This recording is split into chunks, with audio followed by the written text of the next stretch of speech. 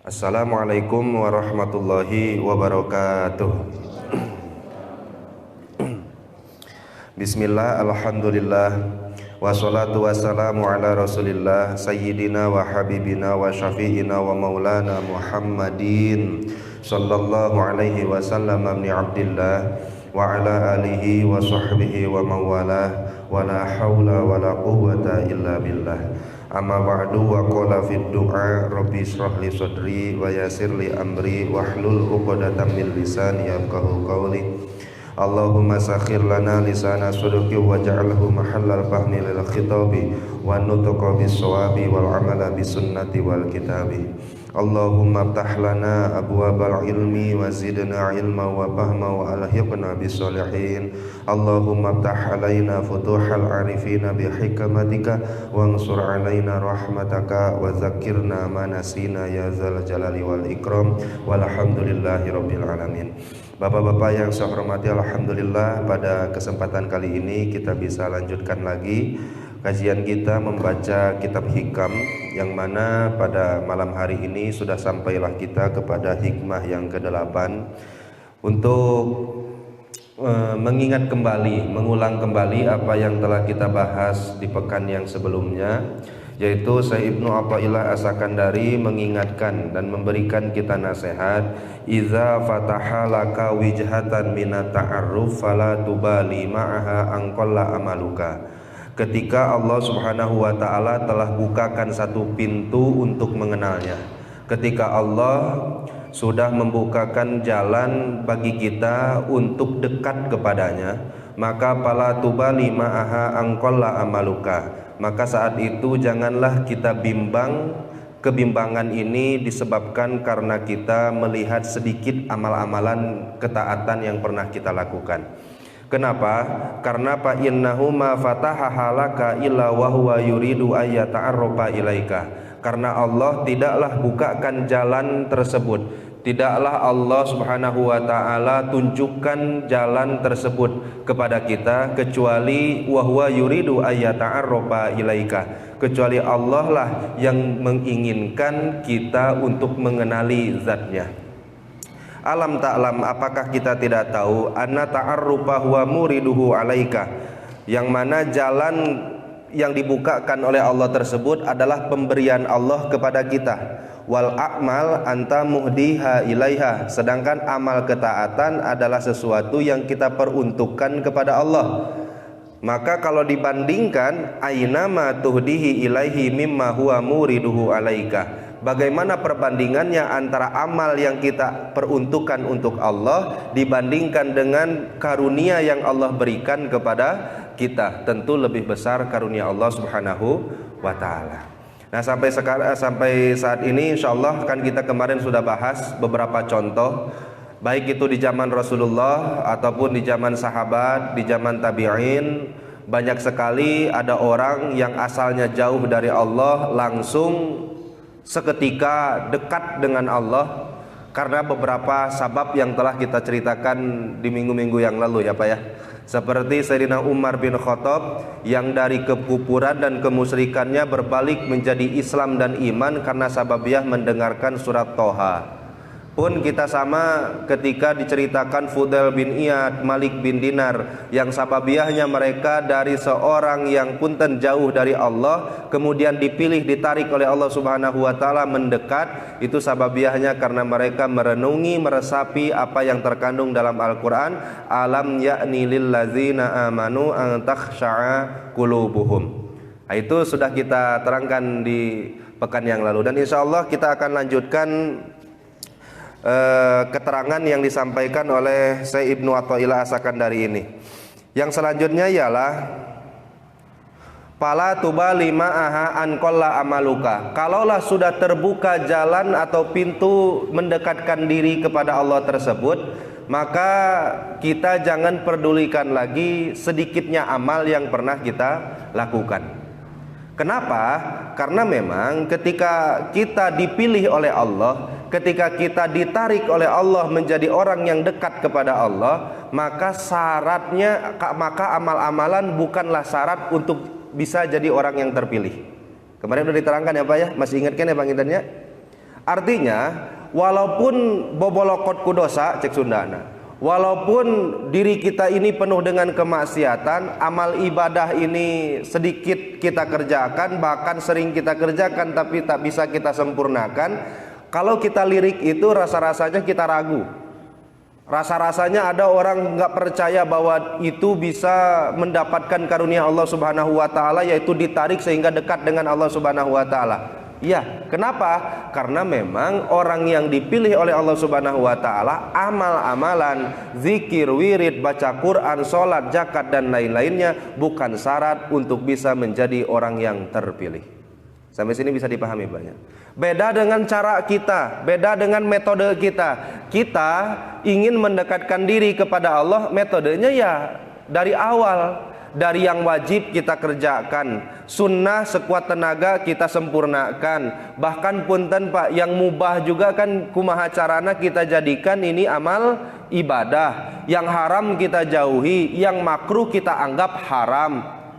Saking ku hebatnya, itu kan lambat sampailah dekat kepada Allah Subhanahu wa taala. Nah, itu syarat-syaratnya memang harus memiliki amal ibadah yang istiqomah dan dawam. Tetapi bagi orang yang metodenya kedua, yang ditarik oleh Allah Subhanahu wa taala, maka gak perlu lagi beramal menjadi syaratnya. Kenapa? Karena Allah Subhanahu wa taala menurunkan karunia-Nya tersebut, pilihannya tersebut bukan tergantung amalannya. Sampai sini bisa dipahami banyak? Ya, kalau tergantung amal-amalannya kan Sayyidina Umar pun tanpanya sebelumnya kan kufur, sebelumnya musyrik, sebelumnya kafir, tapi kan mendapat tarikan itu. Nah, sehingga pembicaraan tentang amal ini bukan sesudah dipilih, tetapi sebelum dipilih oleh Allah Subhanahu wa taala. Bagaimana ketika Sayyidina Umar sudah dipilih oleh Allah menjadi orang yang dekat dengan Allah? Maka kita perhatikan, Pak. Sayyidina Umar tak pernah meninggalkan hal yang wajib, selalu mengerjakan hal yang sunnah. Bahkan kalau dibandingkan dengan kita, maka kita tentu eleh telak ya, Pak. Mengerjakan hal-hal yang sunnahnya. Artinya sedekat apapun orang tersebut, tetap kalau orang sudah dekat dengan Allah Subhanahu wa taala, bukan malas beramal, tetapi menyibukkan diri dengan beramal kepada Allah Subhanahu wa taala. Karena ada orang Pak yang salah sangka membaca kitab Ikam tersebut, katanya orang kalau sudah dipilih oleh Allah Subhanahu wa taala menjadi orang yang sudah ma'rifat, orang sudah dipilih menjadi orang yang dekat dengan Allah, maka tak butuh lagi banyak beramal. Kalaulah kita hitungannya orang yang sudah dekat dengan Allah tak butuh lagi beramal, maka kira-kira apa? Yang paling dekat dengan Allah dari golongan orang-orang yang paling dekat dengan Allah siapa, Pak? Pasti Rasulullah. Padahal kita sampai ke telinga kita, Rasulullah seharinya berapa kali bertobat kepada Allah? 100 kali. Bahkan Rasulullah Shallallahu Alaihi Wasallam alladzi tatarroma kodamahu, yang bengkak kakinya karena sababia beribadah kepada Allah siapa, Pak? Ya Rasulullah. Kalau andaikan orang muqarrabin, orang yang sudah dekat, orang yang sudah makrifat itu nggak perlu beramal, atau merenan Rasul pun pasti mencontohkan, dan Rasul yang paling berhak. Seperti itu ya Pak ya. Nah, sehingga Bapak jangan salah sangka kalau Syekh Ibnu Athaillah tadi menyampaikan jangan pedulikan, jangan pandang amal-amalan sedikit. Amal-amalan sedikit itu sebelum diijtiba oleh Allah, sebelum ditarik dan dipilih oleh Allah. Tetapi setelah ditarik oleh Allah, malah orang-orang yang asalnya kufur tentu akan menjadi istiqomah menjalankan ibadah kepada Allah Subhanahu wa taala. Dan mudah-mudahan kita termasuk di dalamnya Pak. Amin. Ya Allah ya Rabbal alamin. Selanjutnya kira-kira ada nggak syarat atau bagaimana cara mendapatkan karunia Allah Subhanahu wa taala tersebut? Artinya ada ketentuan nggak Pak? Bapak tuh pingin ditarik oleh Allah Subhanahu wa taala yang asalnya jauh, yang seperti kita ini kan orang-orang yang jauh dari Allah banyak. Atau punten yang asalnya tidak bisa merasakan kehadiran Allah, jadi 24 jam itu bisa merasakan kehadiran Allah, atau sering kita sebut istilah dengan ma'rifat. Orang yang belum ma'rifat bisa nggak langsung ditarik ma'rifat oleh Allah Subhanahu wa taala? Ada nggak kira-kira kisi-kisi atau syarat-syaratnya untuk mendapatkan hal tersebut? Nah, untuk ini murni banyak.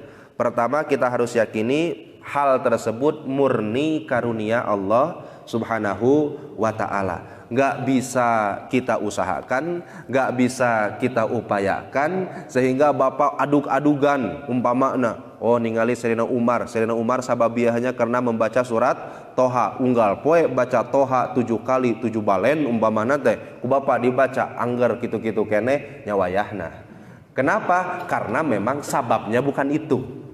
Ataupun tan bapak mau ikutan seperti Pudel bin Iyad atau Imam Malik bin Dinar yang sababiah bertobat kepada Allah Subhanahu wa ta'alanya karena membaca ayat atau mendengarkan ayat alam yakni lillazina amanu an takhsha'a qulubuhum. Ku bapak jangankan dibaca ba'da salat dipakai wiridan 100 balen dibacana tapi teu aya perubahan di dalam hidup saya. Ya wayahna karena memang sabab kita bukan itu dan kita pun tidak bisa mengusahakan menjadi orang yang terpilih oleh Allah Subhanahu wa ta'ala. Sampai sini bisa dipahami banyak.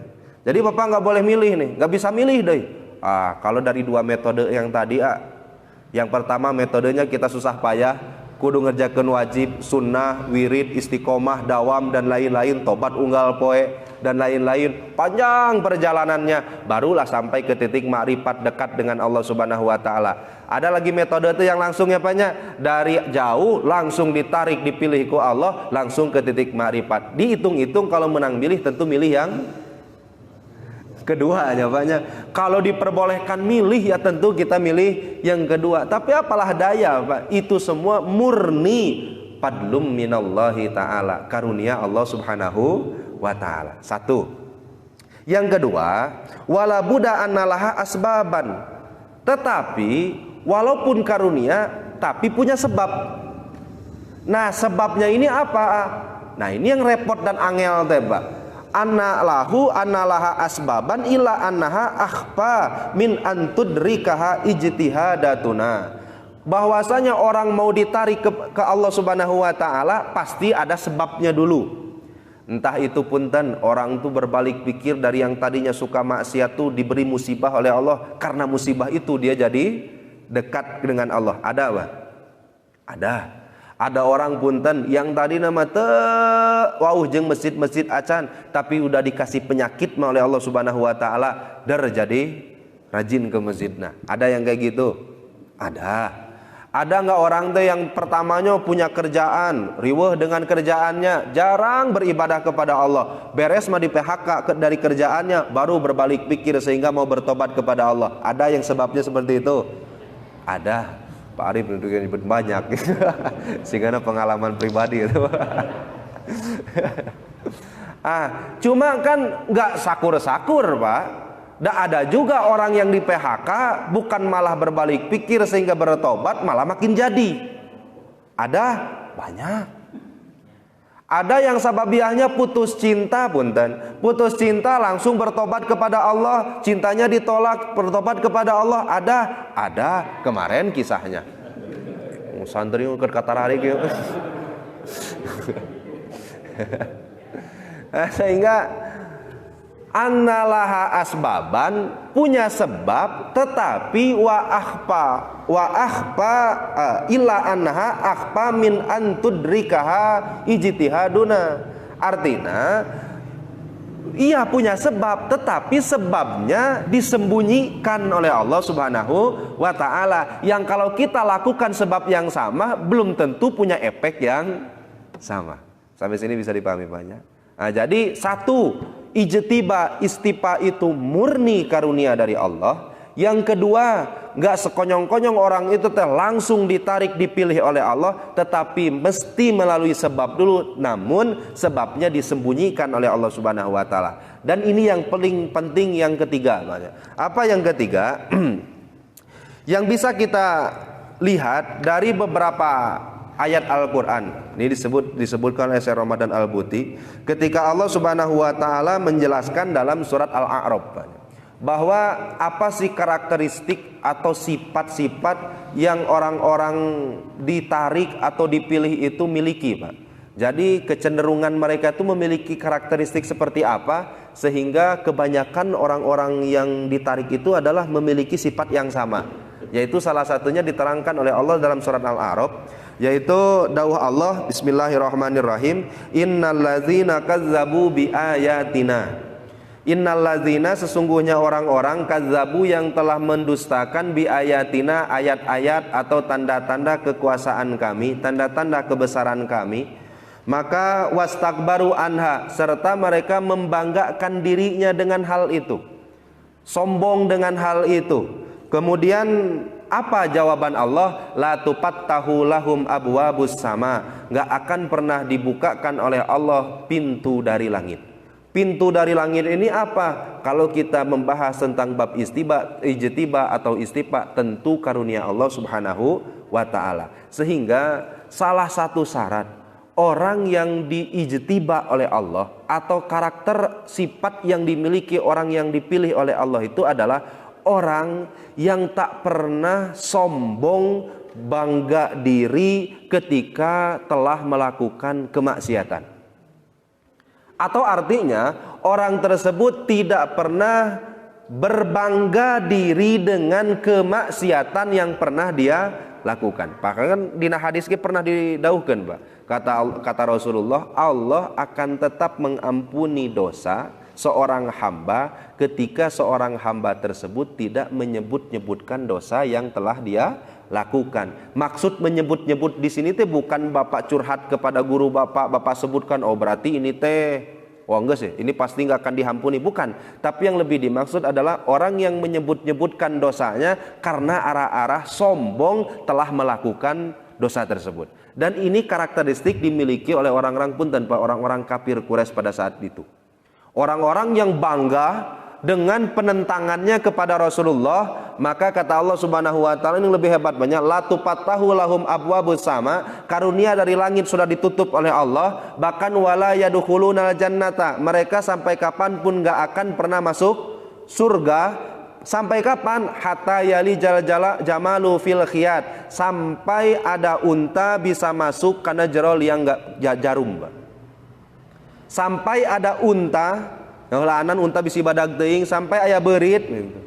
Asup kana liang jarum. Kira-kira bisa tuh, Pak? Mengkiaskan, mengkinayahkan bahwa orang-orang kafir yang memiliki karakteristik, orang-orang yang suka maksiat punya karakteristik mereka berbangga diri, sombong, ujub, merasa diri lebih hebat, lebih baik daripada orang lain. Maka punten, orang yang seperti itu akan tertutup dari karunia dipilih oleh Allah untuk dekat dan mengenali zatnya Allah Subhanahu wa ta'ala. Itu kalau di posisi maksiat. Bahkan punten, Pak, di agama kita saja, jangankan berbuat maksiat, Bapak berbangga diri ketika Bapak sudah menjadi orang yang bisa melaksanakan ibadah, boleh tidak, Pak? Boleh tidak, Pak? Tidak. Saya itu ahli sholat, saya itu ahli puasa, saya itu ahli Al-Quran, saya itu ahli anu, sehingga kalau lihat punten, lihat orang yang gak sholat merasa diri sendiri lebih utama, lebih baik daripada dia. Iya atau tidak? Pak, kan di dalam agama itu ada dua sifat, Pak, yang nggak boleh kita miliki, dan ini salah satu sifat yang dimiliki oleh iblis, Pak.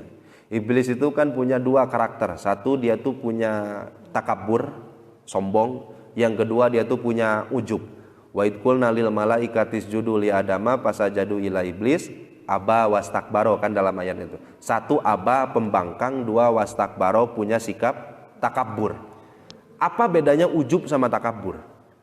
Kalau ujub adalah sifat yang merasa kita itu lebih baik daripada orang lain. Di dalam hati, tapi i'tikad atau keyakinan seseorang ketika Bapak merasa diri kita lebih baik daripada orang lain. Itu namanya apa, Pak? Ujub. Tetapi kalau sikap dan kalau i'tikad tadi, kalau keyakinan tadi sudah Bapak aplikasikan dengan tindakan, maka jadi takabur. Iblis itu punya sifat takabur. Berarti ujub tidak, Pak? Ujub. Kenapa? Karena takabur mesti lahir dari ujub.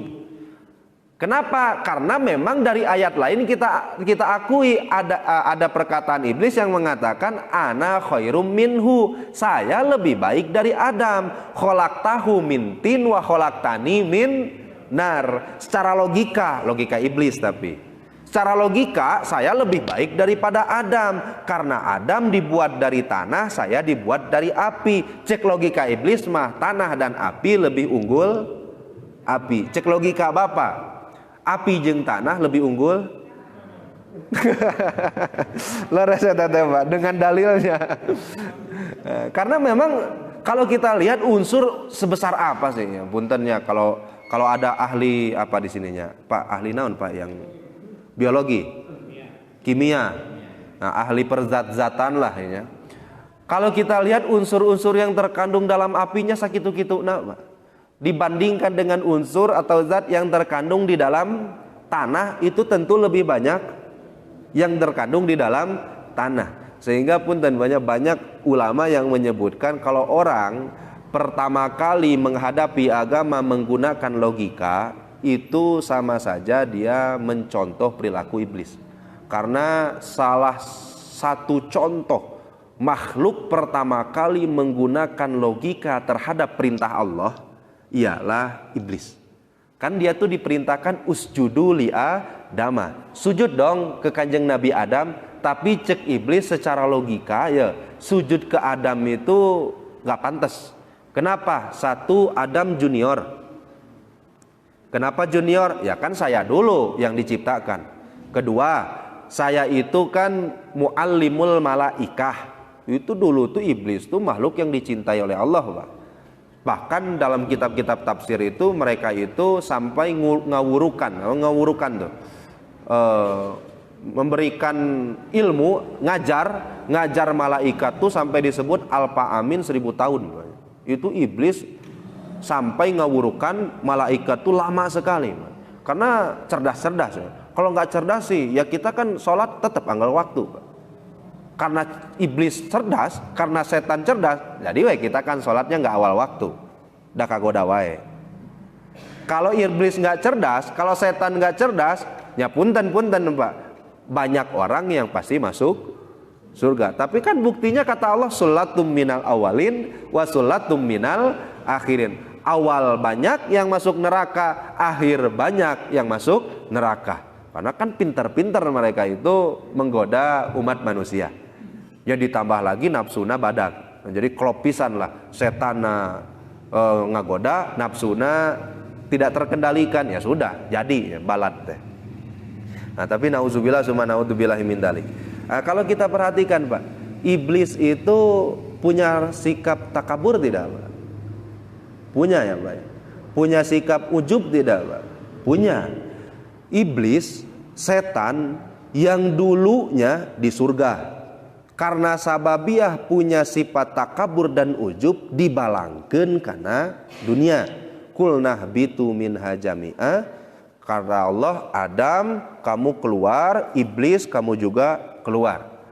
Bedahna kalau kanjeng Nabi Adam dikeluarkan karena sesababiah kesalahan yang dia lakukan karena hawa nafsu, sedangkan iblis dia dikeluarkan dari surga sababiahnya kesalahan yang ia lakukan karena kesombongan. Apa akibatnya? Akibatnya dua-duanya minta maaf. Iblis tuh pertamanya tetap mau bertobat kepada Allah, tetapi dihampuran tuh Pak. Sedangkan kanjeng Nabi Adam padahal sama-sama berdosa kok. Ya artinya sama-sama buat kesalahan. Kanjeng Nabi Adam berbuat kesalahan, iblis pun berbuat kesalahan, dan dua-duanya bertobat, tapi kedua-duanya diampuni oleh Allah Subhanahu wa taala. Kenapa? Karena sababiahnya yang susah itu. Karena kan dulu itu ketika bertobat kan iblis itu dikasih tahu oleh malaikat, kamu kalau mau tobat ya sudah, dulu kan disuruh sujud ke kanjeng Nabi Adam nggak mau, sekarang cari saja makam kanjeng Nabi Adam kemudian sujud di situ untuk menjalankan perintah Allah. Kembali deui panas pokoknya. Hari itu menyanggeus moal. Kenapa? Karena kadung geus takabur. Artinya kalau seorang punya sifat takabur, dia keur di dunia. Hek ayeuna rek ka surga. Kira-kira secara logika we heulaanan banyak. Bakal asup moal Pak. Iblis, setan sudah di dalam surga, punya ujub, punya takabur, dibalangkeun ka dunia. Kita yang di dunia pingin masuk surga, ada satu titik takabur di dalam hati. Kira-kira keemperna we heula. Ulah waka ka yeuna ke perumahanana, emper surga we heulaanan, gak akan bisa. Nah, sehingga punten banyak salah satu syarat dan karakteristik nih, bukan syarat lah, karakteristik orang-orang yang bisa mendapatkan tarikan tadi, pilihan dari dekat dari jauh menjadi dekat itu adalah orang yang tak pernah punya sifat takabur, tak pernah punya sifat ujub. Tetapi kalau kita ambil mafhum mukhalafahnya, kebalikannya, kalau ada orang punten Pak merasa hina dengan kemaksiatannya, dirinya itu jauh dari Allah Subhanahu wa taala. Lihat orang lain tuh dia beranggapan dan berkeyakinan bahwa diri saya ini tidak lebih hebat, bahwa diri saya ini tidak lebih baik daripada si anu. Kemungkinannya ada, kalau besar mah enggak, kemungkinannya ada orang tersebut akan ditarik dan dipilih oleh Allah Subhanahu wa taala. Sampai sini bisa dipahami banyak. Pun sama, orang yang maksiat punya sikap seperti itu, ya apalagi yang model-model kita ini. Maksiat kan kadang-kadang kalau ada kesempatan nungkul. Nah, kalau model-model kita yang punten banyak ibadahnya rada rajin lah, puasanya nggak pernah tinggalan, zakatnya langsung dibayar, sedekahnya ya apalagi, dan lain-lainnya apalagi. Kalau Bapak barengi hal itu dengan selalu bersikap merasa diri paling hina, maka insya Allah ada kemungkinan kita akan ditolong oleh Allah Subhanahu wa taala, yang asalnya tidak kenal menjadi kenal dengan Allah Subhanahu wa taala, yang asalnya punten jauh menjadi dekat dengan Allah Subhanahu wa taala. Syaratnya cuma satu, jangan pernah punya sikap takabur, diawali dengan perasaan ujub, sifat ujub. Ujub, Bapak lihat teman Bapak rumasa Bapak lebih hebat. Hebat apanya we eta mah? Dan terkadang kita gitu banyak. Kalau Bapak lewat depan kiai berani bisa bilang punten, Pak. Bisa, Pak. Kenapa? Karena ilmunya. Kalau Bapak depan ustadz bisa bilang punten, Pak. Bisa. Kenapa? Karena ustadznya. Tapi punten kalau ada orang yang kalau disebutkan pekerjaan nanti menghina pekerjaan ya banyak. Kalau orang yang secara sosialnya hina saja banyak. Bapak berani nggak ngomong punten? Sama halnya dengan Bapak menganggap diri Bapak itu lebih rendah dengan kiai. Sama halnya dengan Bapak menganggap diri Bapak itu tidak lebih sempurna dari ustadz. Bisa tuh gitu. Saya beberapa kali ke Pak Edi pernah nanya, Pak Edi kalau di depan dosen yang lain bisa nggak ngomong punten? Tetapi kalau di depan mahasiswa berani nggak ngomong punten? Kan luar biasa sulitnya banyak, sulitnya. Nah, tetapi hal itu harus kita biasakan. Kenapa? Karena karakteristik baik punten Imam Malik bin Dinar, Imam Fudel bin Iyad, bahkan Sayyidina Umar bin Khattab sekaligus. Bahkan di sini ada contohnya disampaikan oleh Syekh Ramadan Al-Buti, tetapi tidak perlu kita sampaikan juga karena intisarinya tetap sama. Mereka itu adalah orang-orang yang dari kelam langsung menjadi istiqomah, diawali dengan merasa dirinya paling hina, merasa dirinya tidak lebih baik daripada makhluk Allah Subhanahu wa taala yang ada di alam dunia ini. Sampai punya perasaan sehina itu. Kalau kita punya perasaan itu, mudah-mudahan kita menjadi orang-orang yang terpilih, orang-orang yang didekatkan dengan Allah Subhanahu wa taala, orang-orang yang bisa mendapatkan karunia terbaik, yaitu bermakrifat kepada Allah Subhanahu wa taala. Amin ya Allah ya rabbal alamin.